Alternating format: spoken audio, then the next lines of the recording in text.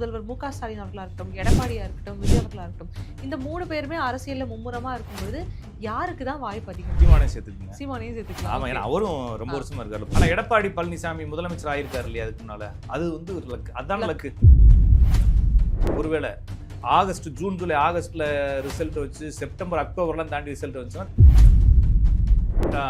இந்த அரசியல் தன்மை அப்படிங்கிறது கொஞ்சம் நிலைத்தன்மையற்றதா தான் இருக்கு. யாரையாச்சும் சார்ந்தோ இல்லைன்னா முக்கியமா அதுதான் வர வேண்டியது இருக்குது. அவங்க வந்து என்னன்னா 3ஆம் இடம் யாருன்றத போட்டி போட்டு பிடிப்பாங்க. ஓகே. ஒரு 4 வருஷம் தான் முதலமைச்சரா இருந்தார். யாரு? எடப்பாடி 4 வருஷம் தான் இருந்தாரு. இப்ப ஸ்டாலின் அவர்களும் 4 வருஷம் தான் இருந்திருக்காரு இது வரைக்கும். அவர் 2 பேரும் அப்போ சேம் பவர் தான். சேம் தான் இருக்கு. இந்த சேமும் பாக்குறப்ப இவர் வந்து பேக்ரவுண்ட்ல இருந்து வந்திருக்காரு. இவர் எந்த பேக்ரவுண்டும் இல்லாம மேல வந்திருக்காரு. அப்ப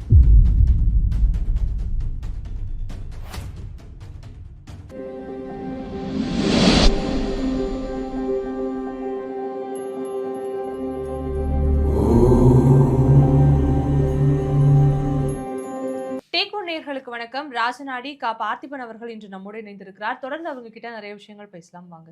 வணக்கம் சார். வணக்கம்ங்க. நேரில் அனைவருக்கும் வணக்கம். இதுக்கு முன்னாடி நம்ம பேசின ஒரு சில விஷயங்கள்லயே வந்து அரசியல்ல இவங்களுக்கு எல்லாமே ஆளும் திறன் உண்டு அப்படின்னு இருக்கும். இப்போ வந்து தமிழகத்துல மும்முனை போட்டிகள் இருக்கு. இருமுனைன்னு கூட வச்சுக்கலாம்னு விட்டுருங்களேன். இப்போ பார்க்க போனா முதல்வர் மு.க. ஸ்டாலின் அவர்களா இருக்கட்டும், எடப்பாடியா இருக்கட்டும், விஜய் அவர்களா இருக்கட்டும். இந்த 3 பேருமே அரசியல்ல மும்முரமா இருக்கும் பொழுது யாருக்கு தான் வாய்ப்பு அதிகமா? இவரு நம்ம சீமானையும் சேர்த்துக்குங்க. சீமானையும் சேர்த்துக்கலாம். ஆமா, ஏன்னா அவரும் ரொம்ப வருஷமா இருக்காரு. 11 20 வருஷத்துக்கு மேல இருக்கிறாரு. தனியாவே போராடிக்கிட்டு இருக்காரு. ஓகே, அவரையும் சேர்த்துக்கலாம். இப்ப இதுல சீமான் அப்படிங்கிறவர் வந்து இன்னுமே வந்து களம் காணத்தான் வேணும். ஏன்னா அவருடைய ஜாதகமும் சரியில்லை, சுச்சுவேஷனும் சரியில்லை. இன்னும் இருக்கு. அவர் விட மாட்டாருன்னு வச்சுக்கலாம். அது பாட்டுக்கு போயிட்டு இருக்கட்டும். இந்த விஜய், அப்புறமா வந்து டிஎம்கே, ஏடிஎம்கே. இந்த விஜய் அப்படிங்கிறவர் வந்து சீமானுடைய அவருடைய ஜாதகம் நல்லா இருந்தாலும் சுச்சுவேஷன், கரண்ட் சுச்சுவேஷன் அவருக்கு அது ஆதரவா இல்லை. 2026ல சீமானுக்கு கம்மியான வாக்குகள் தான் பெறுவார் அவர். அப்ப சீமானுடைய கட்சியும் அந்த நாம் தமிழர் கட்சியும் இப்போ வந்துக்கூடிய தமிழக வெற்றி கழகம், இது ரெண்டையும் ஒரு கேட்டகரியில் வச்சுட்டு இவங்க வந்து வெற்றி வாகை சூட முடியாது. ஓகேங்களா? 2 பேருக்கும் நேரம் அவ்வளோ சிறப்பாக அவங்களுடைய ஜாதக அமைப்புகள் இல்லை. அடுத்து ஸ்டாலின், எடப்பாடி 2 பேர் தான். இவங்களுடைய ஜாதகத்துல ஆதரவா இருக்கிறது 2026 அடுத்த வருஷம் ஒரு ஆகஸ்ட் செப்டம்பர் வரைக்கும் எடப்பாடி ஜாதகம் நல்லா இருக்கு. நல்லா இருக்கு. ஓகேங்களா? ஒருவேளை செப்டம்பரை தாண்டி எலெக்ஷன் வந்துச்சுன்னா கண்டிப்பாக எடப்பாடி ஜாதகம் வீக் ஆகலாம். இப்போதைக்கு எடப்பாடி ஜாதகம் ஸ்ட்ராங்கா இருக்கு. அப்ப எடப்பாடி ஜாதகம் இப்ப நிறைய பேர் என்ன சொல்றாங்கன்னா, இப்ப பாத்தீங்கன்னா ஸ்டாலின் ஜாதகத்துல நிறைய யோகங்கள் இருக்கு, எடப்பாடி ஜாதகத்துல அந்த யோகம் இல்லை அப்படி இப்படின்னு. ஏன்னா ஸ்டாலின் ஜெயிச்சுட்டு ஒரு 4 வருஷம் ஆட்சி பெற்றதுனால அப்படின்னு சொல்றாங்க. என்ன கேட்டா இப்போ வந்து ஸ்டாலின் அவர்கள் வந்து பேசிக்காவே வந்து ஒரு அரசியல் பாரம்பரியத்திலிருந்து வர்றாரு இல்லைங்களா? அவங்க அப்பா வந்து 5 முறை முதலமைச்சராக இருந்திருக்கிறாரு. பவர்ல இருந்தே வர்றாரு. அவர் கம்மிங் ஃப்ரம் பவர் இதுல இருந்து வர்றாரு. அவரு வந்து ஒரு முதலமைச்சர் ஆகுறதுங்கிறது வந்து யதார்த்தம். ஆனா எடப்பாடி பழனிசாமி முதலமைச்சர் ஆயிருக்காரு இல்லையா அதுக்கு முன்னால? அது வந்து ஒரு லக். அதான் லக்கு. அது பேர் தான் லக். அப்ப 2 பேர் ஜாதகத்துல இவர் தான் லக்கியான ஜாதகம் இல்லைங்களா? கூட்டத்துல யாருன்னே தெரியாம திடீர்னு ஒருத்தர் உள்ள இருந்து வெளியே வராரு. எடப்பாடி முதலமைச்சர் ஆவாருன்னு சொல்லி யாருக்குமே தெரியாது. பன்னீர்செல்வம் தான் வருவாருன்னு சொன்னாங்க. அப்படியே போயிருந்தா கூட சின்னம்மா வருவாங்கன்னு சொன்னாங்க. சின்னம்மா ஜெயிலுக்கு போகக்கூடிய டைம் ஆயிருச்சு அது, பெங்களூருக்கு கூட்டு போறப்ப. அப்ப என்னன்னா திடீர்னு விட்டா இவர் தான் வரணும். இதுவும் குழப்பமாயி ஒருவேளை டிடிவி வருவாரான்னு எதிர்பார்த்துக்கிட்டு இருந்தாங்க. திடீர்னு பார்த்தா இவரை கொண்டு வந்து இவர் யாருன்னே தெரியாத மாதிரி திடீர்னு உள்ள வெளியே வராரு. இவர் ஒருவேளை இவருக்கு வந்த எதிர்ப்புகள் 18 எம்எல்ஏ கூட்டு போய் எங்கேயோ வச்சு, அப்புறம் ஆளுநர் மாளிகையிலே படுத்து கிடந்து பெரிய போராட்டம் பண்ணி, பழனிசாமி இவர் நம்ம பன்னீர்செல்வம் அவர்கள் வந்து அம்மாவுடைய சமாதிக்கு போய் தியானம் பண்ணி நிறைய குழப்பமாகி அதுல இருந்து மீண்டும் அந்த ஆட்சியை கையில வச்சுக்கிட்டு ஒரு 4 வருஷம் போராடி நடத்தினார். ஒரு 2 வருஷம் கொரோனா காலத்துல சூப்பரா மேனேஜ் பண்ணார். ஆனா வந்து இப்ப அதே பிரச்சனை இப்ப இருக்கக்கூடிய டிஎம்கேக்கு வந்திருந்தால் இந்த அளவுக்கு தாக்கு பிடிச்சு நிக்குமா அப்படின்னு நம்மளுக்கு தெரியாது. ஆனா எடப்பாடி தாக்கு பிடிச்சிருப்பார். இப்போ வந்து பர்சனல் லைஃப் அப்படின்னு பார்க்கும்போது ஜாதக ரீதியா இவருக்கு எடப்பாடிக்கு இப்ப கோச்சாரங்கள் நல்லா இருக்கு. யதார்த்தமா 2 ஜாதகம் நல்ல ஜாதகம் தான்.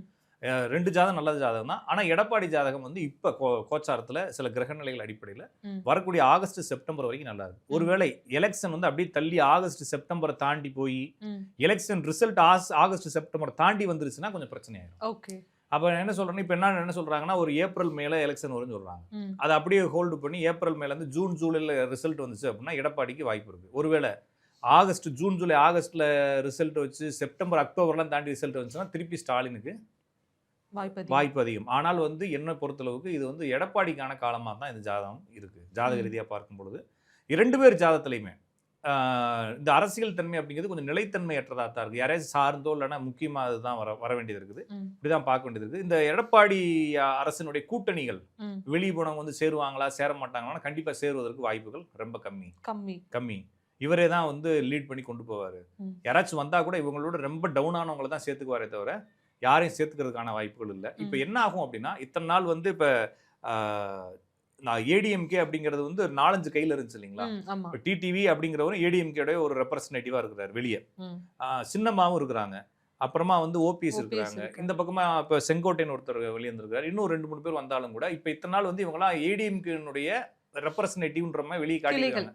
அப்போ நாளா பிரிஞ்சிருக்கான்னு சொல்லுவாங்க. இப்போ இவங்க வந்து வேற கட்சியில சேர்ந்துட்டாங்கன்னா என்ன செய்யறது? வேற கூட்டணிக்குள்ள போயிட்டாங்கன்னா இப்போ இவங்க ஏடிஎம்கே ஃபுல்லா இவர் தான் அப்படின்ற மாதிரி மைண்ட் செட் இன்னும் கொஞ்சம் நல்லா இருக்கும். வந்துடும் இயற்கையாக. அப்போ இவருடைய ஜாதக அடிப்படையில் பார்க்கும் பொழுது இப்படித்தான் இருக்கு. நம்ம அண்ணாமலை ஜாதகத்தெல்லாம் கேட்டுக்கிட்டு இருந்தாங்க. அண்ணாமலை ஜாதகமா அவரு இந்த தடவை முக்கியமா வர போறது இல்லை. ஆனா அது விஜய் அப்படிங்கிறது வந்திருக்கிறாரு. விஜய் வந்து நான் சொல்ற மாதிரி அவரு டெபாசிட் வாங்குறதே கஷ்டம். அந்த கட்சிகள் ஓகேங்களா, அவங்களுடைய கட்சிகள் டெபாசிட் வாங்குறதே கஷ்டம். ஒருவேளை அவரே தனியா அவரே எம்எல்ஏ வாங்க முடியுமான்றதெல்லாம் டவுட்ல இருக்கு. விஜய்க்கே வாய்ப்புகள் குறைவு. ஆமா, அவரே. ஏன்னா நான் திருப்பி சொல்றது அவருடைய நேரம் சரியில்லை. அவருடைய ஜாதகம் நல்லா இருக்கு. இப்ப ஒரு காலத்துல வந்து எம்ஜிஆர் இருந்தாங்க. எம்ஜிஆர் தோத்தாரு. அண்ணா இருந்தாலும் அண்ணா தோத்தாரு. ஜெயலலிதா இருந்தாலும் ஜெயலலிதா தோத்தாங்க. கலைஞர் தான் கலைஞர் தோத்தாரு. அவங்களுடைய அப்ப நல்ல ஜாதகம் தானே, அவங்க ஆளுமையில இருந்தவங்க தானே. அவங்களுடைய நேரம் டவுனா இருக்கு. எதிர்த்து நிக்கிறவனுடைய நேரம் அதிகமா இருக்கு. அப்ப விஜயனுடைய நேரம் இப்ப கொஞ்சம் டவுனா தான் இருக்கு. ஆனா அவர் நிலைத்து நிற்பாரா அரசியல்? அதுக்கு கொஞ்சம் வாய்ப்புகள் கம்மி. ஏன்னா ஜாதக ரீதியாக சீமான் நிக்கிற அளவுக்கு கூட அவங்களால நிக்க முடியாது. அப்ப வந்து என்னன்னா ஃபுல் ஸ்விங்ல ஒரு 2-3 ஸ்விங்ல வந்து ஏதாச்சும் ஒரு பிடிக்கணும். விஜயகாந்த் வந்தாரு, ஒரு 25-30 சீட்டு பிடிச்சாரு 2வது அட்டம்ப்ட்லயே.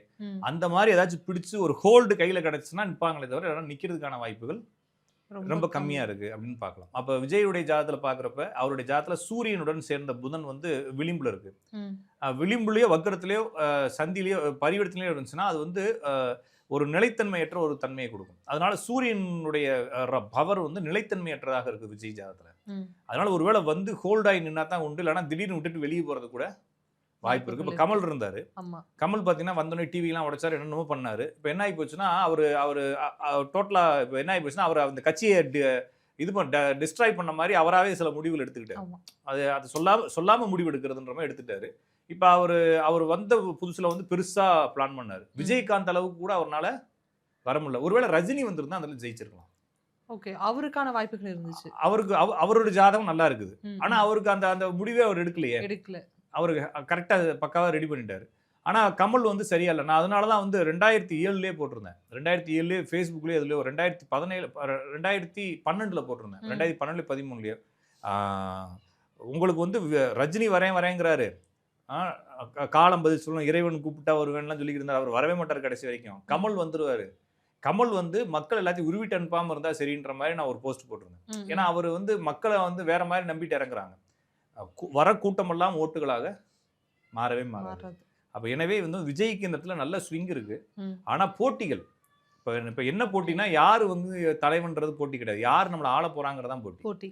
அந்த போட்டியில வந்து இவங்க நினைக்கிற மாதிரி, நான் திருப்பி சொல்றது, இந்த ஸ்விங்ல நேரம் சரியில்லை. ஏன் நேரம் சரியில்லை அப்படின்றது ஒன்று இருக்குன்னா, அவருக்கு ஏன் நேரம் சரியில்லாம போகும் அப்படின்னா, அவர் இப்போ உட்காந்துட்டு லோக்கல் பூத் கமிட்டி எல்லாத்தையும் ரெடி பண்றதுக்கே நேரம் சரியா போகும். அவ்வளவு ஈஸியா அவங்களால இதுவுமே உங்க வீட்டுல வந்து லிஸ்ட் எடுத்து உங்களுக்கு ஓட்டல் லிஸ்ட்லாம் கொடுப்பாங்க இல்லைங்களா, ஒவ்வொரு கட்சிக்காரங்களும் வருவாங்க. அந்த கட்சிக்காரங்களுக்கு வரதுக்கு ஆள் எடுத்து இவங்களுக்கு ட்ரைனிங் கொடுக்கறதுக்கு நேரம் சரியா போகும். ஏன்னா சமீபத்துக்கு வந்துச்சு. இதே 2-3 வருஷத்துக்கு மேல தொடங்கி இருந்தா கூட மாற்றங்களா. ஆனா ஜாதகம் அவளுக்கு தொடங்க விடாம கடைசி நேரத்தை தொடங்க வச்சிருக்காங்க. அவ்வளவுதான். அப்ப என்னன்னா 2026 அப்படிங்கிறதுக்கான அந்த களம் சீமானுக்கும் விஜய் அவர்களுக்கும் சமமாக இருக்கிறது. அவங்க வந்து என்னன்னா 3ஆம் இடம் யாருன்றத போட்டி போட்டு பிடிப்பாங்க. இந்த 3ஆம் இடத்தையும் சீமான் தான் பிடிக்கிறதுக்கு வாய்ப்புகள் அதிகமாக இருக்கு. முதல் 2 இடத்துல முதல் இடத்தை எடப்பாடி அவர்கள் பிடிப்பதற்கு வாய்ப்பு இருக்கு. 2ஆம் இடம் அப்படிங்கிறது டிஎம்கேக்கு இருக்கு.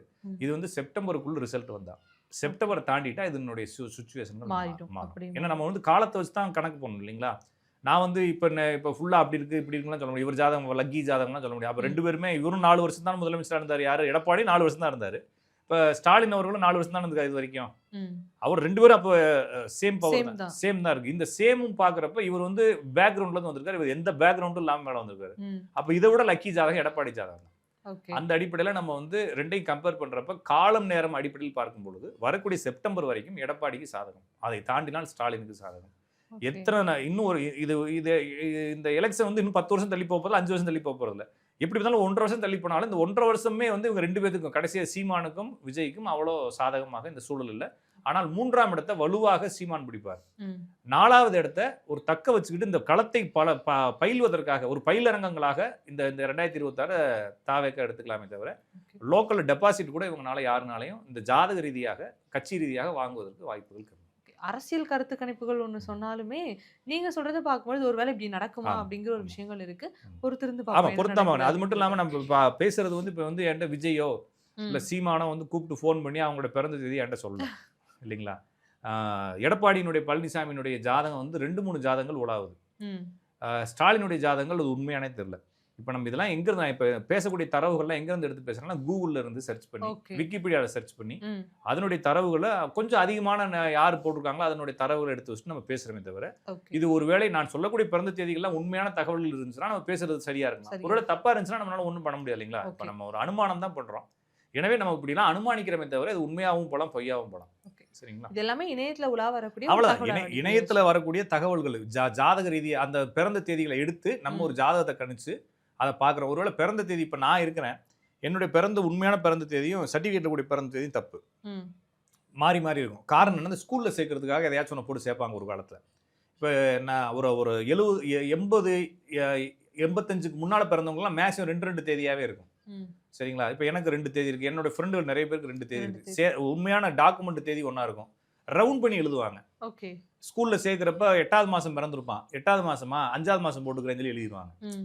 அப்படிதான் அந்த வயசு முடியுன்ற மாதிரி சேர்த்துறதுக்காக எழுதியிருப்பாங்க. ம். அது அப்படி எழுதுனதுனால அப்ப என்னுடைய டாக்குமெண்ட் படி பார்க்குறப்ப நான் உண்மையான பிறந்த தேதி எனக்கு கிடைக்காது. இது போல அவங்களுக்கும் டாக்குமெண்ட்ல தவறான தேதிகள் இருந்திருக்கலாம். இருந்திருக்கலாம். டாக்குமெண்ட்டுகள்லாம் வெரிஃபை பண்ணி அவங்களோட பிறந்த தேதி இதெல்லாம் வெரிஃபை பண்ணி தான் போடுறாங்க. ம். ம். அப்ப அப்படி பார்க்குறப்ப அது தப்பா கூட அப்போ ஒருவேளை வந்து இப்ப பழனிசாமி அவர்களுக்கு ஒரு குறிப்பிட்ட தேதியில பிறந்தநாள் கொண்டாடுறாரு. அப்ப தேதி சரின்றதை நம்ம ஊர்ஜிதப்படுத்தினாலும் பிறந்த வருஷம் தப்பா இருக்கலாம்ல. Correct correct. ஒரு வருஷம் முன்னாலே பின்னாலே இருக்கலாம். நம்மளுக்கு தெரியாது. அப்ப என்னன்னா நமக்கு கிடைச்ச தேதிகள் அடிப்படையில் இணையத்துல கிடைச்ச தேதிகள் அடிப்படையில் நம்ம பேசுறோம். அதுக்கு இதுதான் வாய்ப்புகள் இருக்குன்றதை பார்க்கணும். ஓகே. ரொம்ப நன்றி சார். நன்றி, வணக்கம்.